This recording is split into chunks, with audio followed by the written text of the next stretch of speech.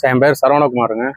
நாங்கள் ஞாயிற்றுக்கிழமை 19ஆம் தேதி கோயம்புத்தூர் டு ஆலியார் போனோம். போயிட்டு ரிட்டர்ன் ஒரு 5:30 போல் கிணத்துக்கடை பகுதியில் வந்தோம்.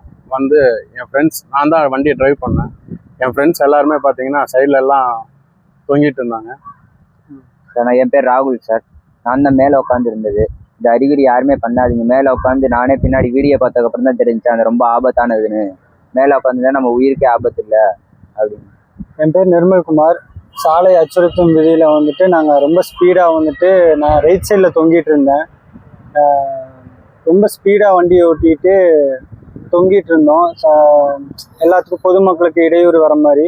இனிமேல் நாங்கள் அந்த மாதிரி பண்ண மாட்டோம்.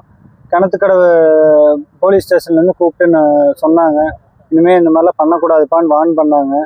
இனிமேல் நாங்கள் இந்த மாதிரி பண்ண மாட்டோம். இனிமேல் யாரும் பண்ண வேண்டாம், இது ரொம்ப ஆபத்தானது அந்த மாதிரி நாங்கள் சொல்லிக்கிறோம். சரி, என் பேர் சென்றாய பெருமாள். நான் வந்து இடப்புறம் உட்காந்து தொங்கிட்டு வந்துட்டு இருந்தேன். இந்த தப்பை யாரும் இனிமேல் பண்ணாதீங்க. நேற்று வீடியோ பார்க்குறப்ப எங்களுக்கே ரொம்ப பயமாக இருந்துச்சு. ஏன்னா நம்ம இப்படியெல்லாம் வந்திருக்கோமே அப்படின்னு. உண்மையாலுமே விழுந்துருந்தா அவங்க ஃபேமிலிக்கு என்ன பதில் சொல்கிறது? இப்போ நம்மளே வந்து நம்ம ஃபேமிலிக்கு யார் பதில் சொல்கிறது? அப்படி இப்படின்னு எங்களுக்கே ரொம்ப பயமாக இருக்குங்க சார். அதனால் நாங்களே காலையில் கூப்பிட்டதுக்கப்புறம் நாங்களே வந்து காவல் நிலையத்தில் சாரி சொல்லி இந்த மாதிரி நாங்கள் இனிமேல் பண்ண மாட்டோம் சார், நாங்களே இந்த மாதிரி வீடியோ எடுத்து இது பண்ணுறோம் அப்படின்னு சொல்லி நாங்கள் மன்னிப்பு கேட்டுக்கிறோம் சார். யாரும் இந்த மாதிரி பண்ணாதீங்க.